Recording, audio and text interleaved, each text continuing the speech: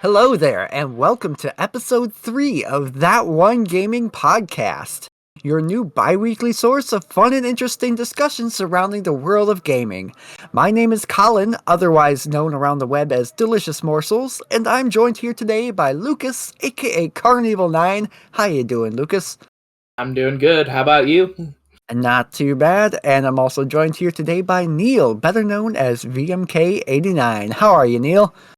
I'm doing great. Glad to be here. All right. Together we form 3/5 of Ultron. We are the TOGP crew. For today's episode, we're going to be discussing the fun topics of games we'd like to see remade. But before we get into that, it's time for News Grind, our segment where we discuss interesting gaming news from across the last couple of weeks. But it is important to point out that because of our recording schedule, we have a holiday coming up that we would not be able to record on, so we're actually recording this a week early, so that is going to affect the topics that we cover here today. So just know that if you're listening to this on or after its launch date on the 18th of April, we're recording this on the 10th of April, so anything that happened between those days, we're probably not going to be able to talk about here. Anyway, let's get into the news grind, and our first topic of the day is the new Sonic the Hedgehog movie is finally out in theaters. Heck and it's yeah, great! It's fantastic. I loved it. Way better than the first one. Oh, yeah. Yeah. We actually saw it together. We were sitting next to each other. Yep. Lucas missed it, but Lucas missed it. But what can you do? Just baby things. Just baby things, yeah. New child in the life, it kind of makes it difficult to get out and then do stuff like that as spontaneously as that. Yeah. It will make sure we don't spoil it nearly as much. Yes. Because some people won't have seen this movie. All right. I will say Knuckles was fantastic. Knuckles was the best part of the movie. I think everything I wanted from Knuckles in this movie I got. Like, he was really cool, really tough, but he still kind of, as it went on, kind of that goofy side kind of started to come out a little bit, where he was just like a little bit slow on the jokes and all that. They did such a good job. Kind of like a Drax the Destroyer type. Yes. Very much Yeah, actually, yeah. I've heard multiple people talking about it, saying he feels like Drax, and almost criticizing for that, but I mean, I don't think it's a bad thing. Yeah. If you look back at Sonic 3 and Knuckles, that's just kind of how he was. Yeah. Even in Adventure, he kind of was that too. And I will say, except for a very specific section of the film, I think most of this I think this was a lot more story-centric than the first one was, as far as focusing on Sonic, Knuckles, and Eggman in particular. Is this specific segment in Russia? No. Oh, you're not talking about that? I'm actually not talking about that one, but mainly because there was a section like that in the first film, so it was like, But, yeah, I think they did a really good job. This, again, demonstrates how video game movies should be made, I think. Yes. Yep. Yeah. And the ball is in your court, Mario, because Sonic is striking gold here. So we'll see how that Mario movie turns out. Literally, though, 71 million so far on this Sunday the 10th. Yep. Wow. So, yeah. Bob Hoskins and John Leguizamo have nothing on this. Oh man, I enjoyed it. I would actually consider going and seeing it again, quite honestly. Yeah, me too. accept money, and Yeah. geez, popcorn is expensive these days. Yeah. That's why you got to get the bucket so that you can get a refill and bring it home with you. Yeah, or just do like me and skip the popcorn entirely. Yeah, I don't like it. I get stuck in my teeth. I also had when I was young, I had a thing where we went to a movie. I had popcorn, and then later that night, I got really sick and started throwing up, and I didn't have time to make it to the bathroom because my bedroom was upstairs in the house we lived in, and the bathroom was downstairs. So I just started hurling over the side of the bed. It was a miserable experience. It was a miserable experience for me that kind of killed popcorn for me for the longest time. Yeah, that is very understandable as well. Yeah. Yep. But anyway, Sonic the Hedgehog 2. Go watch it in the theaters, please, because they have to do the sequel. They have to. We need to see Sonic 3. Please. They have already announced that they're working on it. And yes. like with it topping the box office, there's no way that they're going to say, no, we're not doing this. Yes, they have to. The only issue I can see is the whole thing going around that Jim Carrey is going to retire. Yeah. He stated his requirements. I think they did a well enough job with this film, though, that it doesn't feel like they need Robotnik for the third film, the way they set up. So, we'll see. Anyway, now we're going to get on to another topic that here on this podcast we have been very vocal, very passionate about, and that is these digital marketplaces and things being taken down and disabled and just all around flaws that we see with our impending, quote, digital future that these companies are trying to push us into. So, users are reporting that their digital PlayStation classics are expiring and unplayable on their PlayStation 3 and PlayStation Vitas. So basically what's happening here is games that, and this isn't games that people are not being able to purchase. This is games that people have already bought on their Vitas and PlayStation 3s that just suddenly are throwing an error that the game has expired. Like, we have a tweet here from Christopher Foose, who said, he's asking, did PlayStation expire the PS1 Classics versions of Chrono Cross and Chrono Trigger by setting the date on new downloads to 12/31/1969? It's preventing me from playing my purchased copies on Vita and PS3. They've even got a screenshot here too. Yeah, this is not good. Yeah. And like further demonstrates the issues with digital games beyond just like eventually they'll stop doing it. It's like there's a lot of technical problems to a game that isn't physically there. Yeah. It almost makes me feel bad for giving so much praise over the PlayStation Now thing, whatever it's called, that we were just talking about last week on the News Grind. Yeah. Yeah, and I would like to point out that people are kind of thinking that because Chrono Cross in particular is one of the games affected here, and Square Enix just released a remastered copy of the game. I actually think that's a bit more of a coincidence because these aren't the only games that this is happening to. And there's one game, the title is Unit 13, that's actually a Vita game that is suffering from this issue. Like, it's not a classic game at all. It's made for the Vita. And these people aren't able to download their purchased copy of it. So yeah, this definitely sounds like a technical problem, not like a malicious thing that PlayStation is doing.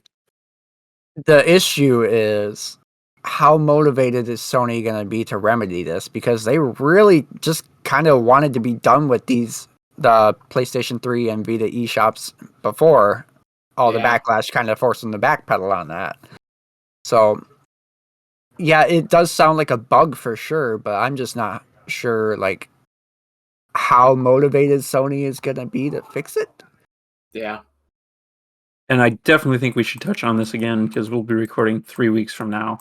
And yes, hopefully Sony will comment on this because at the end of this it says they haven't done anything yet. Yep. They haven't even issued a statement. Yeah, I think we've definitely established by now that we are kind of keeping an eye on this whole thing as it unfolds with both Nintendo, Sony, all these digital marketplaces and stuff, because as companies do try and push more and more toward a digital future, like things like this are scary. It's like it brings the question. It's like you pay full price to a game and you don't actually own it anymore. Yeah. Yep. So yeah, so we'll keep tabs on this, and if there's any update over the next few weeks, we will definitely touch on it on the next episode, as well as the whole thing going on with the Wii and the DSi issues, because as far as I know, those still haven't come back up, and Nintendo still hasn't updated from their previous update that they're, quote, in maintenance. So good job, Nintendo. Really appreciate that. So we'll see. But yeah, instead of knocking on Nintendo, why don't we kind of praise them for a minute here, or not Nintendo directly, but a Nintendo character, because Kirby won a Grammy. Congratulations. It wasn't actually Kirby himself, of course, but actually technically it is, the honor goes to Charlie Rosen and Jake Silverman's 8-bit big band. It's a 30 to 65 member orchestra that specializes in jazzy renditions of music from popular video games, and their cover of a Kirby song, specifically Meta Knight's Revenge from Kirby Superstar, won a Grammy, which is awesome to think about. Also noteworthy is that this is only the second time a video game song has won a Grammy. Yeah. Yep. It almost could have been the third time, but in 2013 they got beat out by 9 Inch Nails, sort of. Yep, but this is the first and only time a Nintendo character has won a Grammy.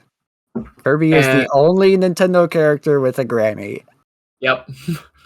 I would just kind of like to sidestep here, because this is like, usually the Grammys are something that's just like, whatever, this is stupid, and never really pay attention to these award shows. But on a side note, one of my favorite bands, Dream Theater, finally won their first Grammy this year.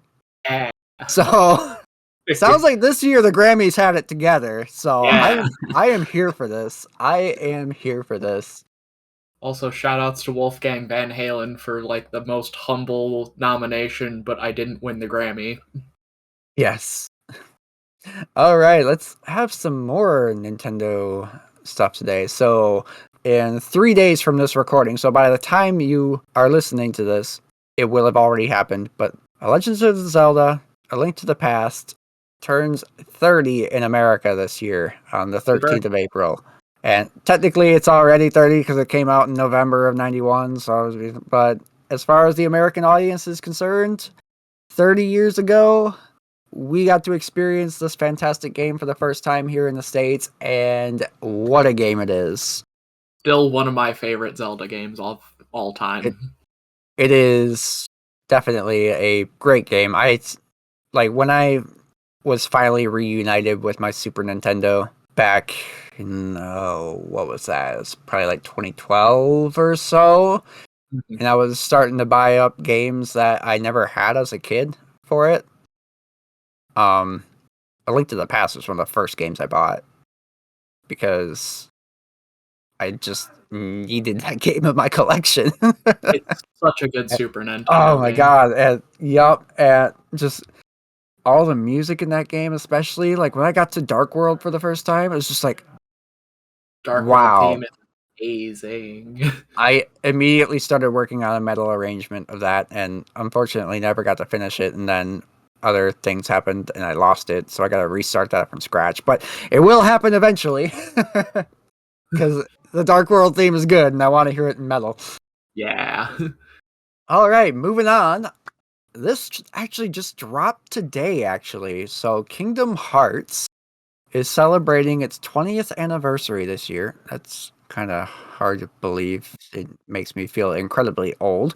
But anyway, they dropped a 7-minute trailer announcing a whole bunch of stuff, but toward the tail end of the trailer, we got an announcement for Kingdom Hearts 4.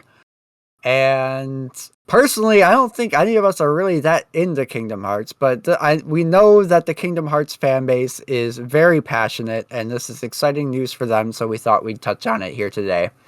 So, yeah, Kingdom Hearts 4 is officially announced. It's currently in development with Unreal Engine 4, but they are planning very soon to make the jump to Unreal 5, so you can expect a very, very big graphical jump going from UE4 to UE5, and the game itself looks pretty already, to be honest. Yeah.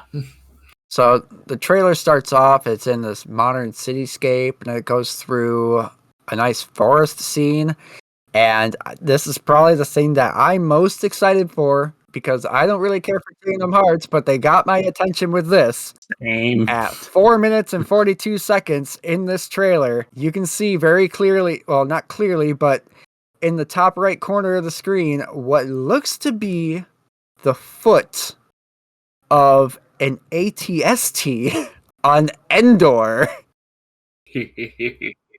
Potential for Star Wars and Kingdom Hearts? Yeah. Disney do own it. I mean, Disney owns it. Yeah. And if they're going to open that door, I also have not Marvel. played the Kingdom Hearts game since the first one, because I very briefly loved that game, but then grew to hate it toward the end of the game and haven't touched one since. But you have my attention here, Kingdom Hearts, or Star Wars and Kingdom Hearts. So we'll see where we go with this, if that's true or not. But that definitely looks like an ATST right there. I would be very surprised if it's just a pile of rocks that they put there to tease people. Yeah. Oh, there's no way. Very specifically shaped pile of rocks. Yeah. There's no way that's just a pile of rocks. That's definitely. It's gotta be. I mean, all the foliage and stuff. I mean, this area very clearly looks like it would belong on Endor. Yes. Yeah. Like it's gotta be. If they put Star Wars in Kingdom Hearts, I might just have to get over my hatred for it and start playing through these games again, because it certainly has my attention. Yeah, you have my attention. I will give you that. Yeah. While we're talking about Kingdom Hearts, did you know that Tom Hanks isn't the one who voices Woody in Kingdom Hearts 3? I heard about that. Not surprised. It's actually his brother, Jim Hanks. Oh, really? Yes. That's cool. That's bizarre and nice. Yep. Apparently, they sound similar enough that Jim Hanks will fill in for Tom Hanks during certain roles, like for Toy Story video games and stuff. Well, I'm sure he's a lot cheaper than his brother. Probably. Yeah. Yeah. But anyway, back in the subject of Star Wars. Yeah. So a new Lego Star Wars game finally came out this week, and not this week. It's been out for a while. No, it was this week. Was it this week? It was. I think it was April 5th. I think it came out. Oh, yeah. Okay. Well, they should have waited until May the 4th. Missed opportunity. Right. I mean, they've already delayed it this far. Yeah. This game has been in development hell for well over a year now. I can't even remember how many times it's been delayed, but it's been delayed more than once. But anyway, maybe they should have delayed it to May the 4th so they could fix this issue, because now Lego Star Wars has been dubbed Lego May Cry. Yep. That's a play on Devil May Cry, if you didn't catch that. As players continue to discover brutal new combos that allow you to basically break the game. And one very, very prominent combo that they have found out it's been dubbed Child Flight, because it allows you to abuse child Anakin by doing air combos continuously, which allows you to basically hover over entire sections of the map and get to areas where you normally wouldn't be able to access at that point in the game, because you're just beating this kid to death and floating through the air. Basically, the mechanic comes from that in this Lego Star Wars game, they've made it so you can't kill kid characters, which is good intentions there. Yep. But it does create this very bad mechanical unforeseen complications. Yeah. So you're saying that because adult Anakin can't kill the younglings, that youngling Anakin gets to suffer in his place. Yes. Yeah, You can't- and honestly, it doesn't fix the problem because instead you just torture them Yeah. and they can't die, Yeah. which might be worse. Yeah. Censoring death in kids' animation just is a mess. Yeah. Like the things that uh, creators find as workarounds usually are a lot worse than what these censors are trying to censor. Yeah. So instead, there's like a lot of torture, and if we're going with Star Wars, Clone Wars has a lot of torture scenes, lots of people getting electrocuted. Yeah, Clone Wars but is there's no not blood, so it's fine for kids. Yeah, Clone Wars is not simply a kids show. That series was incredibly dark in places, and I loved it. But I just I loved it too. I love that this clip here of child fight that they're throwing out. It's Qui-Gon beating the crap out of Anakin. So it's like he's being the very fatherly figure right now, disciplining his son. Yep. Yeah. It's Qui-Gon after he watched Clone Wars and Revenge of the Sith. Yes. He went back in time. He was like, "Don't you dare even think about doing that now." Also, we're getting to areas that we couldn't before. This is great. Yeah. Right. All right. Yeah, Qui-Gon would have survived if he beat Anakin out of bounds. Yeah, clearly. It was all your fault, Anakin. Okay. Well, we have some more exciting news. Crystal Dynamics this week announced that they are working on a new Tomb Raider game using Unreal Engine 5. So they put out a tweet on the 5th of April with a short video. The game director came out, and basically it's just an announcement video. But yeah. So this is the same studio responsible for the 2013 Tomb Raider reboot, which was fantastic, and also its sequel, Rise of the Tomb Raider, which was also fantastic, even more fantastic. They didn't actually work on Shadow of the Tomb Raider. That I believe it was Eidos Montreal. So this will be their first game, their first Tomb Raider game since Rise of the Tomb Raider, which came out in 2015.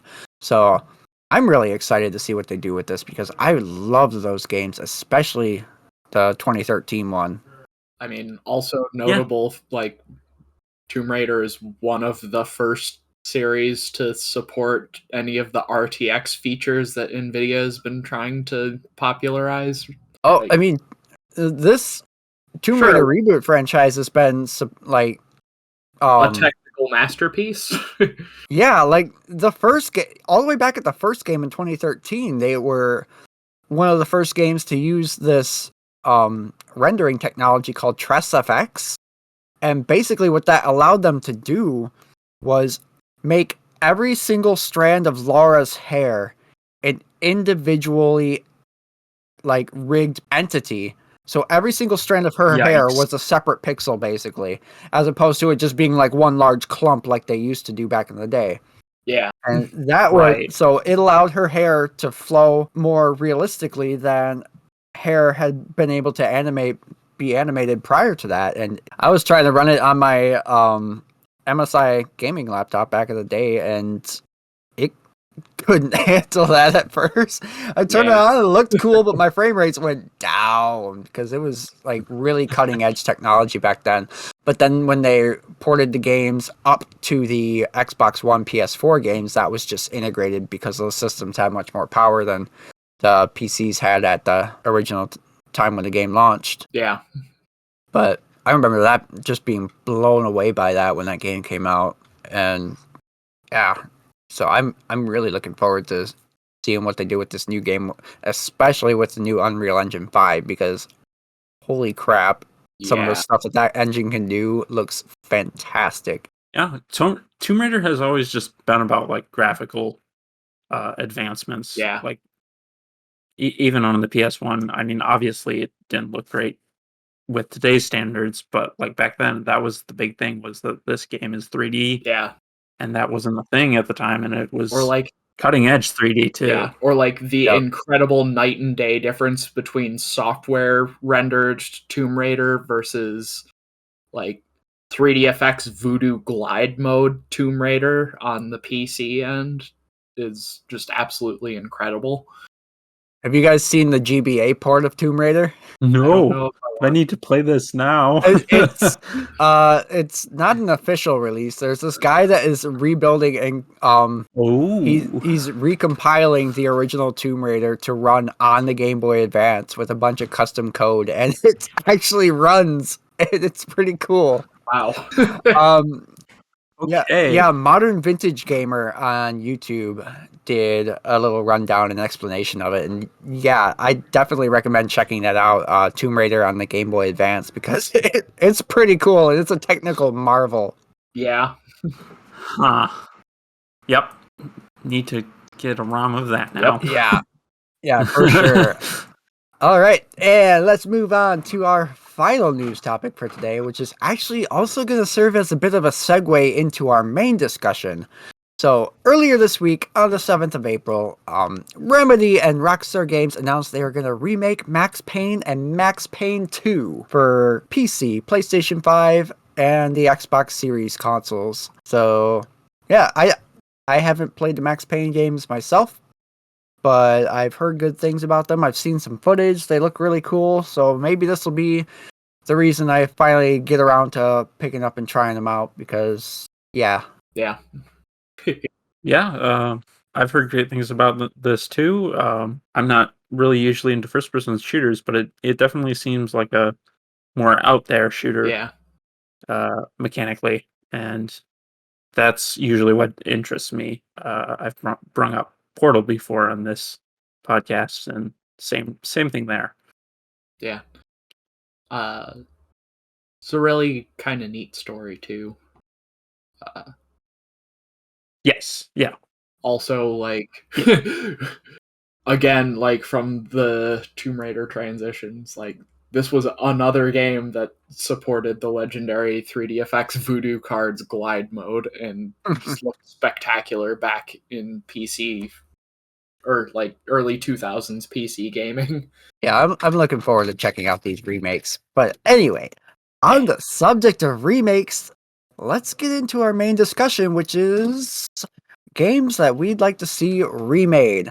Now, it's very important before we get into this that we draw a distinction between a remade game and a remastered game, because people do tend to kind of get those two terms confused. So a remade game is going to be something that is rebuilt from the ground up for modern hardware. Sometimes it's going to completely change the gameplay in a way that's more modern, add a lot of new twists and stuff to it, maybe retell the story a little bit differently.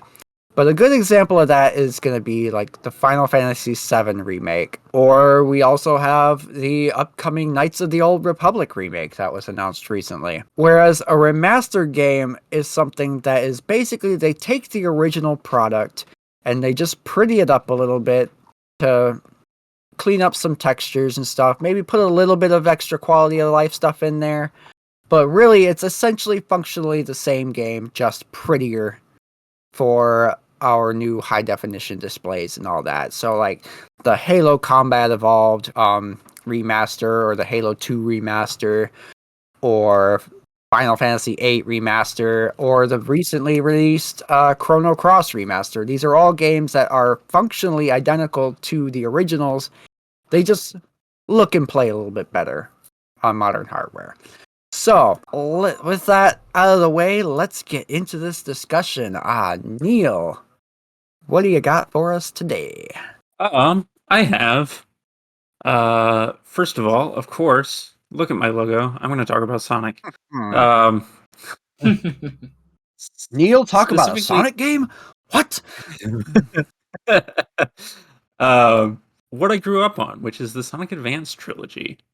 The Sonic Advance trilogy hasn't been ported, at least not in America, to any system since it was released. And I mean, Yeah, like the sprites of Sonic on the Game Boy Advance are way smaller than the sprites of Sonic on the Genesis because of that Yeah. issue. Yeah, And you do have less screen space than a Genesis, so yeah, like Yeah. it is technically I never Something that played. actually came up in the quality of the Sonic Genesis port of Sonic 1 to the Game Boy Advance. Yeah. Yeah, that was a big problem with that game. We don't talk about that game. I do. Honestly, I do want to bring that game up at some point because I have an interesting relation with it. Yeah, I never played those games, but I do have experience with a Sonic game on a small screen in the form of Sonic 1 on this old Boost mobile phone I had. Yeah, I played it for about 5 minutes after buying it, and I'm glad I only spent $2 on it because it did not work. As far as frame rate and everything goes, it was probably fine, but I was playing on literally a screen that was probably an inch wide by an inch and a half tall. Yeah, the pixel Sonic count was was not probably made terrible. for a screen on that for a Yeah. screen that small. It was miserable. Feel bad for the people They- who actually experienced the Game Gear Sonic games back when the Game Gear existed. Yeah, those weren't as bad because the sprites were small. Yeah, But the those Game games Gear also screen just had the wasn't that problem. small either. Like, Yeah. it was a Yeah, pretty decent size. It was definitely bigger than a Game Boy. yeah. Going back to the phone, there was actually a Sonic straight up port to the Nokia N-Gage in 2003. Oh yeah. And it was the same game. It's just they cropped the first third and the third third of the screen, and you just have the middle center part of the screen. And yeah, that doesn't Oh work. my. Oh. Ugh. Yeah. Yeah.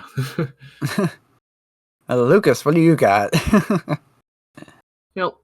Kind of in a similar vein to Neal, I also would like games featuring a blue protagonist in a platformer setting remade.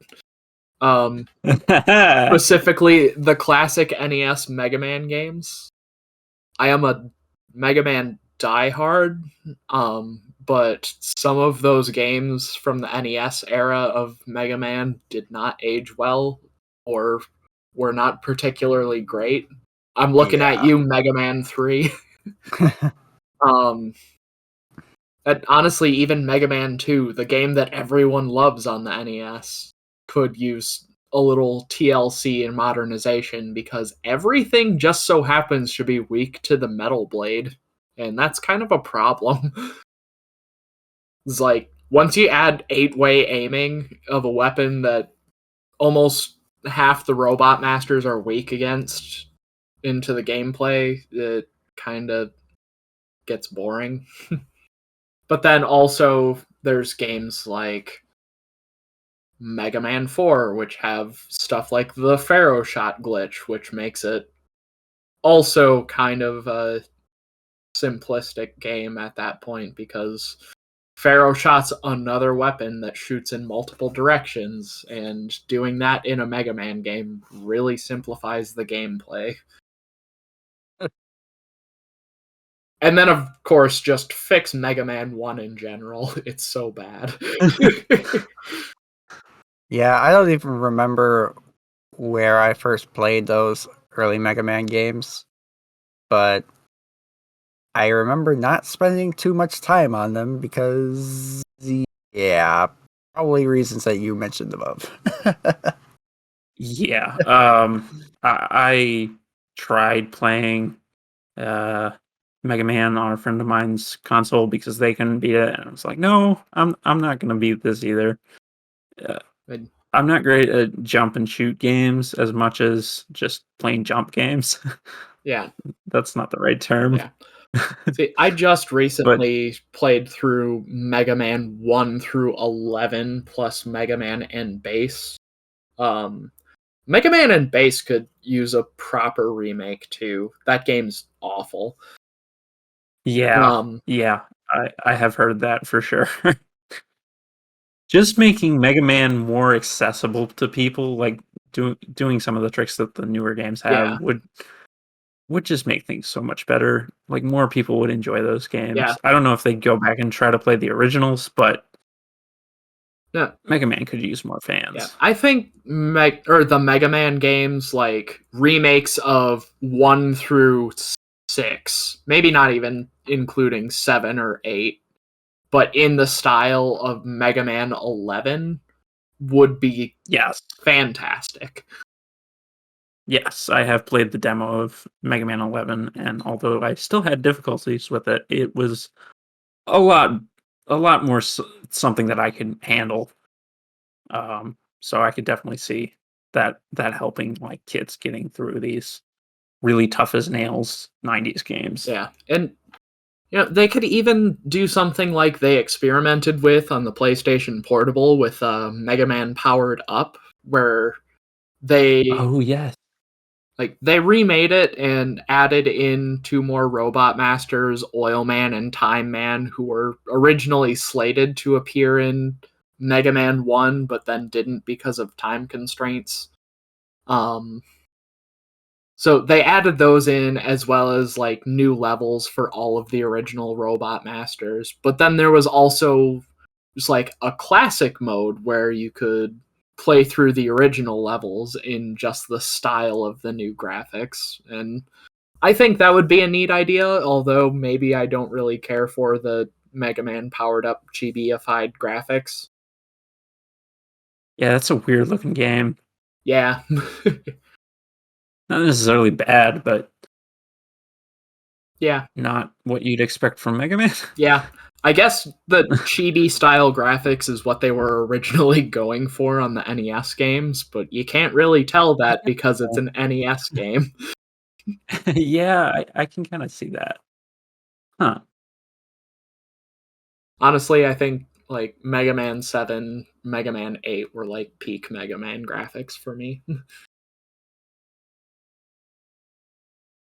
Anyway. That's the ones they were doing on the SNES though, right? Yeah. Mega Man 7 was on the SNES. Mega Man 8 was on the PlayStation 1 and the Saturn, but anyone familiar with the Super Famicom Rockman and Forte, they kind of ported the PlayStation Saturn Mega Man 8 graphical style back to the Super Nintendo for that game. So it still looks really impressive and kind of honestly looks a little better than Mega Man 7, but yeah. So one thing that I'd like to see remade, and I'm probably not going to have too much to say on this one because I haven't played it extensively, partially because I think it needs a remake really bad. But the first Witcher game really needs to be remade. It has not aged well, especially in a world where we have Witcher 3 Wild Hunt. This is a game where I know the story is perfectly fine and all that, but the combat and overall gameplay in this game was just so a product of its time, and even back then when the game came out, it was a little bit janky. Instantly, as soon as Witcher 2 came out, it was immediately rendered obsolete because Witcher 2's combat was so much better. And then Witcher 3 is like, there's no comparison. It would just be great to actually have that game presented in a way where it's actually fun to play, so we could experience the full trilogy. Because the Witcher franchise is one of the best modern RPG franchises out there. Witcher 2 was phenomenal. It had some really cool branching paths in the story that added to its free play value. And Witcher 3 is Witcher 3. I mean, like, what isn't there to say about that game? It has some of the best DLC expansions ever made. The Blood and Wine expansion alone adds a good 20 hours and an entire new explorable area to the game, and it's already a massive game on its own. But yeah, like I said, I don't really got much to say outside of just please remake it so I could actually enjoy it and find something else to say about it. It's one of those games that's like, it doesn't feel like the rest of the series, so it just feels kind of weird to play it. Yeah. Yeah, and I played Witcher 1 like before Witcher 3 came out. Because I think it was probably like 2013 or something when I bought that. I bought that and I bought Witcher 2. And I tried to start with Witcher 1 and I was like, I can't do this. Yeah. So I just put both games on the back burner for a while, came back and tried Witcher 2 a few months later and got really into that. Played all the way through that and loved it. But never really went back to Witcher 1 because it just doesn't hold up, unfortunately. But yeah, Neal, give us another one. Well, I was going to bring up Ratchet and Clank. Specifically the first 3 Ratchet games. And I will say Jack and Dexter would be great too. I'm just not as into those. Oh my god, yes. I maybe should have brought this up, and this could be one of your topics, Colin, but hindsight is 2020. Even though 2020 sucked. Yeah. Yeah. Yeah. Well, hindsight is awful. Looking back, it's still a bit fuzzy. But I feel like Ratchet and Clank, like they've done Insane Trilogy, they've done Reignited. Ratchet and Clank could use more something like that, but I feel like Ratchet and Clank is different than those two because Insomniac never really stopped making Ratchet and Clank games. They were like, hey, this works. Let's just keep doing this. Unlike Naughty Dog that did all sorts of other games. And so I feel like a remake would be even better because literally every time they made a new Ratchet and Clank game, the gameplay just got better and better and better. And so, like, especially that first game, even the second game of the originals, those could use newer gameplay. Like, I would honestly be fine with just using Ratchet and Clank 3. What is that one called? Up Your Arsenal? That game, if that was how the previous 2 games played, I'd be totally into it. But like, obviously they're going to go with HD, and there's plenty of HD Ratchet and Clanks to base it off of. My only thing would be like, don't remaster the story. Please leave the story how it is, because Ratchet and Clank's original story writing was great, and I do kind of dislike the fact that from the whole edgy, jokey thing that they were going with in those first, and they went more story, like focused more on the story and having lore and stuff. I would really love Ratchet and Clank to go back to how it was in the originals, because that's part of why I really got it. It's just like how jokey and edgy jokes, like that was not a kid's game technically.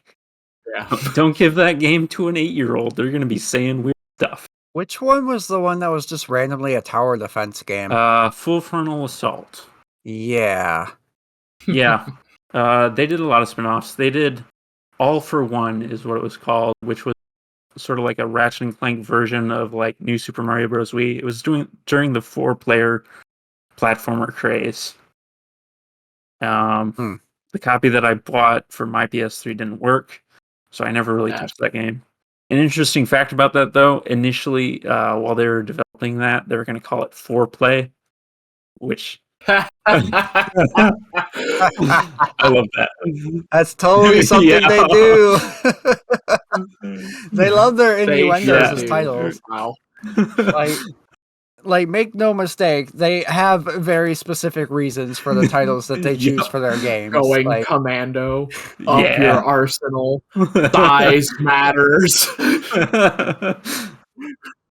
Even the new one, A Rift in Time, or A Rift Apart, sounds like I ripped a fart. Like, yeah, that's one thing I've always appreciated about those games. Is just the tongue-in-cheek nature of it all. And that's what I'm saying with their original story-wise, was like, they really played into that. And I loved that. And I wish they would go back to it. For sure. Lucas, hit us with another one. Another one. Um, so for those out in N64 land, Star Wars Shadows of the Empire. Yes.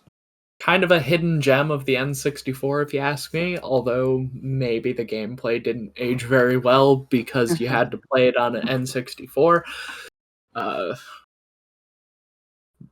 Like, I was a diehard Nintendo fan for the longest time, but seriously, what is that controller? Yeah. Yeah, it's like a third-person action platformer shooter kind of game for the N64 where you play as Dash Rendar, who is kind of like a Star Wars expanded universe exclusive rival to everyone's favorite smuggler, Han Solo. Complete with his own cool flying saucer-shaped ship, the Outrider. But instead of a Wookiee companion, he's got a robot. Anyways, it's a really cool game that kind of bridges some of the story space between Strikes Back and Return of the Jedi, and it's, I think, mostly because of limitations of the game console that it was on. I think that a remake of that game would be great because there's a lot of fantastic story packed in that game that just don't think the gameplay maybe aged the best. Yeah, it'd be kind of cool to see Disney sign off on a remake of that and reintroduce it back into canon. Yeah. I mean, you could honestly say that about a lot of the Star Wars expanded universe type games. Right. Yeah, Shadows of the Empire, that was actually my very first Nintendo 64 game. And I still, to this day, don't think I ever have beaten the first level. Oh, no. Yeah, that...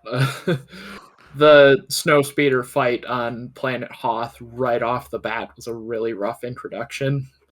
And also very not indicative of what sort of game you're getting into. Yeah, that game did a lot. It also had some really cool cheat codes, like you could play as a ATST during that Hoth fight, or take control of a Wampa and punch people to death on Hoth. I don't have my original Nintendo 64 anymore, and obviously I don't have my original copy of that game as a result.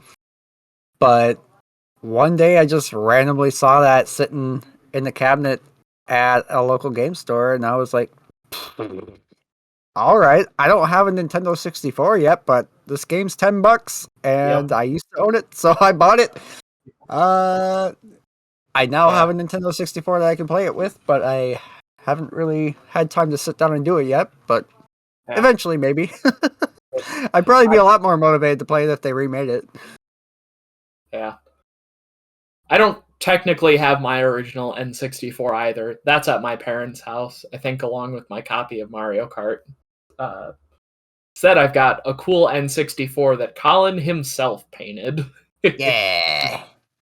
That was just coincidentally in your wedding colors, so I couldn't not give it as a wedding gift. Yep. It just worked. It really did. And it looks fantastic. Yeah. So, my next game is Chrono Trigger, because I would really, really love to see this game remade with Square Enix's new HD 2D engine, because honestly, that would be the only way I would want to see this game remade, because it already looks fantastic from the Super Nintendo as it is. But remaking this game with that HD, I want literally every RPG from that era remade with that visual style, but Chrono Trigger tops the list because Chrono Trigger is one of the best RPGs of all time, and it needs more attention than it's got, honestly. It hasn't been ported to a new system since the DS version, and that copy alone is going for over $100 right now. Dang. The Super Nintendo version is going for over $200 right now, and I paid that for it as a birthday present to myself last year, and I don't regret it. Yeah, I need to play that game. Yeah, that's definitely a game that needs to be more. Yeah. It absolutely does. It's kind of depressing how little attention that Square Enix has given this game because it wasn't on the Super Nintendo Mini. Yeah. It's not on Switch Online currently. So your only options really are $100 DS version, $200 SNES version, or the significantly cheaper, but really I don't recommend playing PlayStation version from Final Fantasy Chronicles. Yeah, Final Fantasy IV and Chrono Trigger were ported to the PlayStation together as part of Final Fantasy Chronicles. Huh. And aside from the anime cutscenes they added to the game, animated by what's his name? Akira Toriyama. Yeah. Mr. Dragon Ball himself. Yes. God, how could I forget that? But yeah, aside from the anime cutscenes animated by Akira Toriyama himself, there's really no reason to play the PlayStation version of that game because it runs absolutely awful. For some reason, those Final Fantasy games that they ported to the PlayStation from the Super Nintendo didn't translate well, and just there's terrible load times between every single transition in those games, and the Chrono Trigger port unfortunately suffers from that too. Or you could just emulate it for free, but I mean, there's something special about holding a physical copy of a game in your hands and actually owning it, especially a classic game like that. So, yeah. Square, just remake it already. Come on. I mean, you wanna. There's just so many SNES RPGs in general that need to be remade for one reason or another. Mm-hmm. It's like, well, one thing I appreciate that they're doing is they're starting to bring some that never made it to the West with the 2D HD engine, which is pretty cool because they announced earlier this year that the game Live Alive is coming to the Switch, and that'll be the first time that game was ever released in the West. And that looks freaking awesome as well. They're also remaking, I think, is it the original Dragon Quest game? They're remaking a Dragon Quest game with the 2D HD engine. You mean Dragon So come Warrior? On. What? It's the same thing. You mean Final Fantasy 3? Just give us HD 2D Chrono Trigger. The end.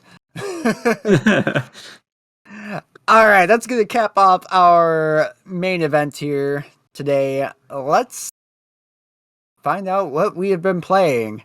Neal, what have you been playing? Super Metroid. Oh, Lucas, what have you been playing? Wow, what a wacky coincidence. Also Super Metroid. Really? No way! I've been playing Super Metroid too! Wow, it's almost like we planned that.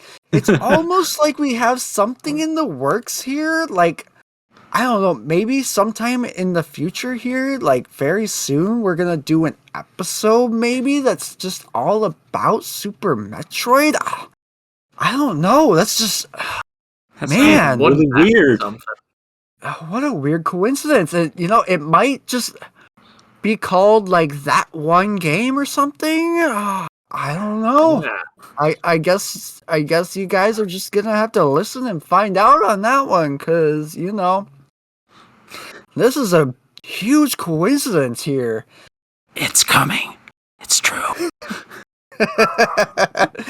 But anyway, that's gonna wrap it up for episode 3. It's a little bit of a shorter episode today, but regardless, thank you for listening. Neal, where can we find you if we want to interact with you outside the podcast? YouTube.com/VMK9. You don't actually need the C. I just figured that out last episode. Nice. And then twitch.tv/VMK89. Or just Google me. Comes up. I'm very proud of that. All right. And Lucas is still not existing in the digital space. So if you want to interact with Lucas, you're just going to have to yell at him in the ether or something like that. Yep. Shout into the void until I shout back. There you go. As for me, if you are listening to this on YouTube, you're already in the right place. That's going to be youtube.com/deliciousmorsels. I am also on Twitch. I stream occasionally on weeknights. That's going to be twitch.tv/deliciousmorsels. But yeah, so if you liked what you heard here, please feel free to hit subscribe where that's an option.